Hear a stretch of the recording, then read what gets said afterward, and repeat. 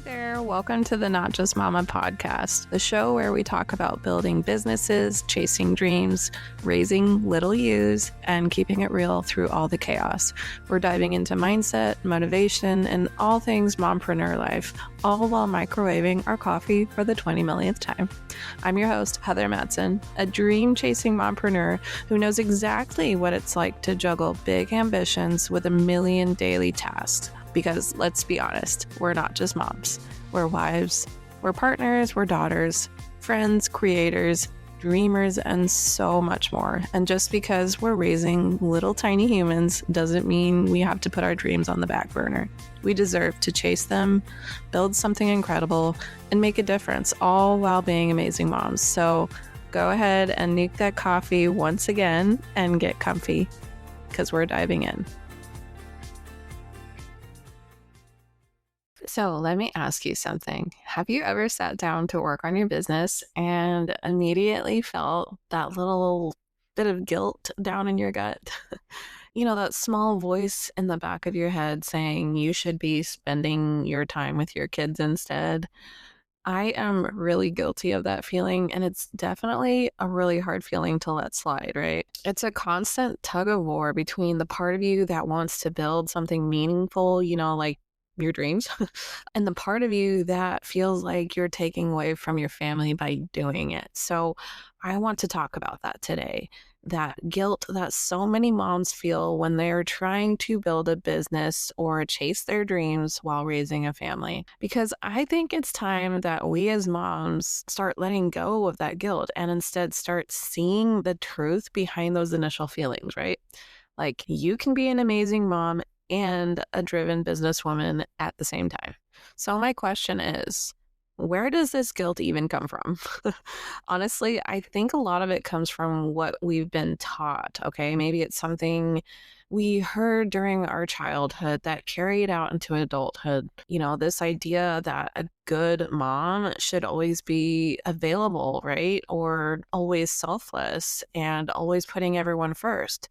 I don't know if that's what you were taught, or maybe it was different for you, but I grew up knowing and learning that.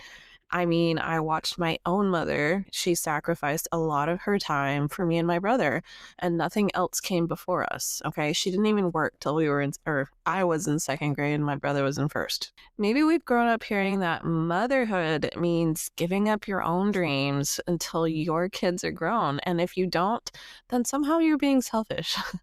But that's just not true. And it's not easy to see unless you step back and actually think and see the reality of it all. Really, you're not selfish for wanting more, and you're not a bad mom for having goals. Like, all of us should have goals, mom or not, right?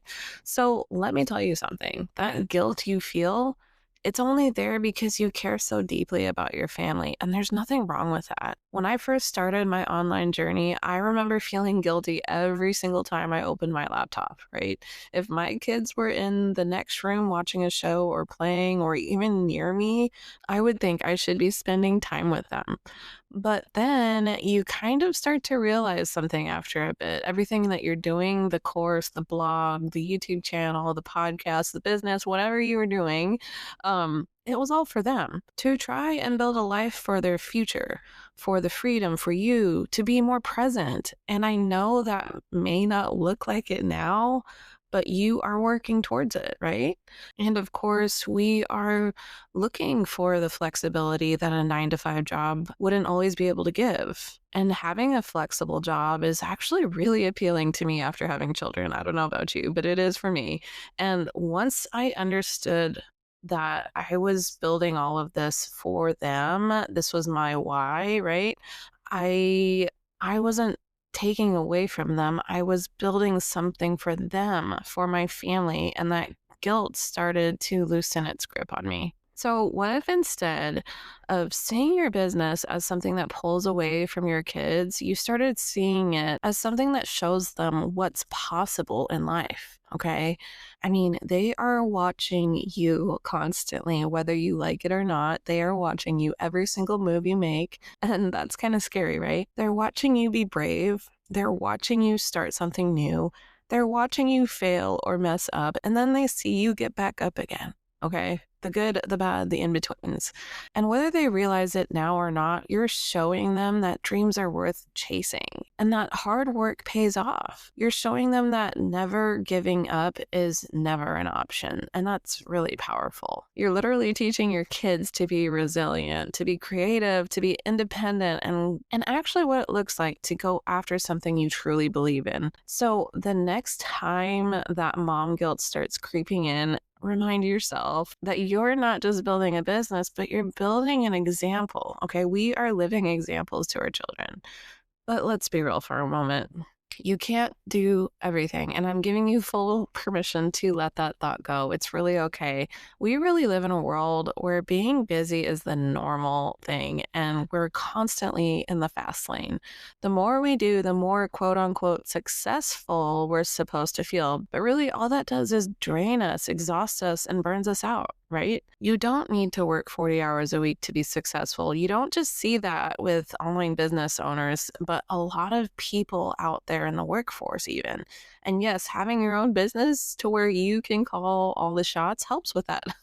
But there are many successful people out there who don't work 40 hours a week and they are still successful. Okay. You need to do what works for you and your season of life right now. And here's something that helped me really. Instead of focusing on like equal time with my kids and my business, I focus on like intentional times. So when I'm with my kids, I try to be fully there. No distractions if I can help it. And when I'm working, I give myself permission to focus on that without guilt.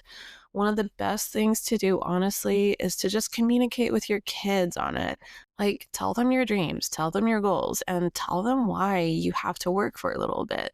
If anything, you'll probably be teaching them a little good life lesson. Okay, so let's talk about some practical things that you can do to start easing that guilt of opening your laptop amongst your children.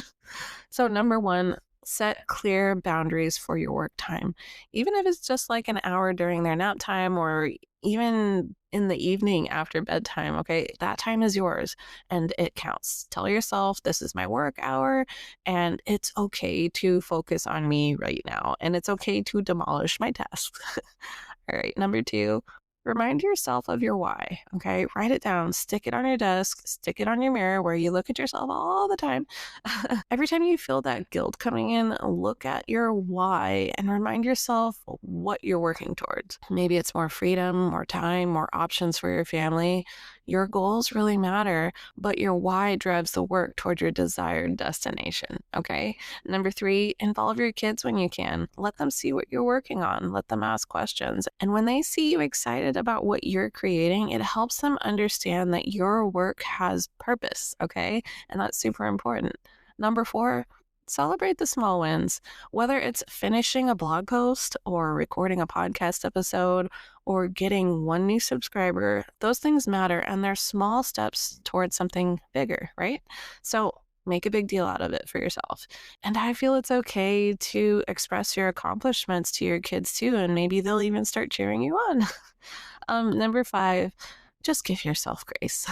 Some days you'll get a lot done, and other days nothing will go as planned. That's just the life of motherhood. And maybe you'll have like the chill days where your kids are cooperating, and maybe you'll have the days where they will need you more. And that's okay. The most important thing you can do in those instances, in those moments, right, is to just let go of the workload and focus on your child's needs. That's my advice, honestly.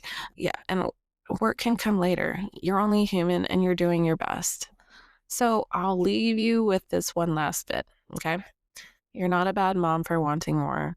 You're not failing your family by pursuing your dreams. You're actually just showing them what's possible. You're showing them that dreams are worth chasing. And that is something that they will carry with them forever, right? Into adulthood in their own lives. So the next time you feel that guilty feeling of working on your business, take a deep breath and remind yourself that you're doing this for them and for you, for the freedom of your family. I mean, you deserve to build something that really lights you up without feeling like you're losing pieces of yourself in the process. I really hope this episode caught you in a time where you needed to hear it. I know I spend many a day feeling guilty for working on my business, but sometimes we're just really good at blinding ourselves to the bigger picture, right? I know you must be feeling that too. So if this episode encouraged you or inspired you, please share it with another mom who might be feeling the same way, because sometimes all we need is a reminder that we're not alone in this feeling, right? If you're loving the podcast, please take a few seconds to leave a quick review on Apple Podcasts. It helps other moms like you building online businesses find this podcast. And as always, don't forget to subscribe to my email list where I give you tips, tricks, and things I don't always share on this podcast. Follow the show on Apple Podcasts so you don't miss next week's episode. All right, until next time, remember that consistency is built in small steps. And if all else fails, just survive till bedtime.